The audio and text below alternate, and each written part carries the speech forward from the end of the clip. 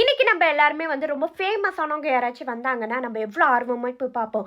அது போல தான் பைபிளில் வந்து சகேன்னு ஒரு மனுஷன் ஏசப்பா எப்படிப்பட்டவர் அப்படின்னு சொல்லிட்டு ஆர்வமாக போய் பார்க்குறாரு. அதை குறித்து தான் இன்னைக்கு பார்க்க போகிறோம். லூக்கா 19ஆம் அதிகாரம் 1-10 என்னன்னா, ஏசப்பா வந்து எரிகோக்கு வராரு. எரிகோலேருந்து தெருவழியாக நடந்து போகிறாரு. அங்கே வந்து ஒரு மனுஷன் வாழ்றாரு. அவர் பேர் தான் சகையும். இந்த சகை எப்படிப்பட்டவர் பார்த்தீங்கன்னா, ஒரு குள்ளமான மனுஷன், ஆயக்காரர், யூதர். ஆயக்காரர்னா யாருன்னா டேக்ஸ் கலெக்ட் பண்ணுறவங்க. ஆனால் இந்த ஆயக்காரர்கள் என்ன பண்ணுவாங்கன்னா, மக்கள்கிட்ட வந்து அநியாயமா காசு பண்ணுவாங்க. எக்ஸ்ட்ரா அமௌண்ட்டை வந்து பே பண்ற மாதிரி மக்கள்கிட்ட வந்து வாங்குவாங்க.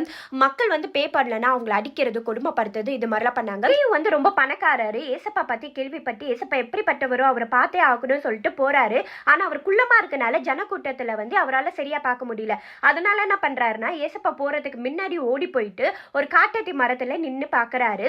அப்ப வந்து என்ன ஆகுதுன்னா, ஏசப்பா வந்து அவ்வளோ கூட்டம் மட்டும் இல்லை, கரெக்டா சகையும் இருக்கிற பிளேஸ்ல வந்து நின்றுட்டு மேலே பார்த்துட்டு, சகையுவே கீழே இறங்கி வா, இன்னைக்கு உங்க வீட்டில் தான் தங்க போற அப்படி சொன்னி சகையுக்கு ரொம்ப சந்தோஷமாயி மேலேருந்து கீழே இறங்கி ஓடி வராரு. சகையு வந்து ரொம்ப சந்தோஷத்துல வந்து ஏசப்பா கூட்டிட்டு போயிட்டு இருக்காரு.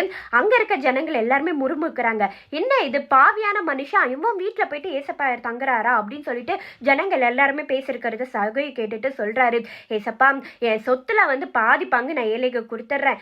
நான் யார்ட்டாச்சும் அநியாயமா நான் காசு வாங்கி இருந்தேன்னா அவங்களுக்கு நாளை தானையா திரும்பி கொடுத்துட்றேன் அப்படின்னு சொன்னேன்னு ஏசப்பா சொல்றாரு, இன்றைக்கு இந்த வீட்டுக்கு ரட்சிப்பு வந்தது, இவனும் ஆபிரகாமுக்கு குமாரனா இருப்பான் அப்படி சொன்னேன்னு அவனை வந்து மன திரும்பி ஏசப்பா கிட்ட சேர்ந்தவனா இருந்தான்.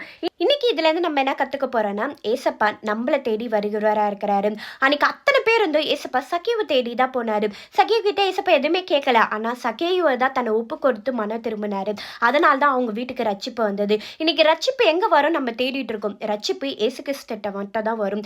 ஏன்னா அவர் தான் ரட்சகரவரா இருக்கிறாரு. தம்முடைய ஜனங்களின் பாவங்களை நீக்கி ரட்சிக்கவ தான் இந்த உலகத்தில் வந்திருக்காரு. ஸோ இன்னைக்கு நம்ம மன திரும்பி ஏசப்பா உங்களையும் என்னையும் வந்து ரட்சிக்கவரா இருக்கிறாரு. ஆமீன். பாய்.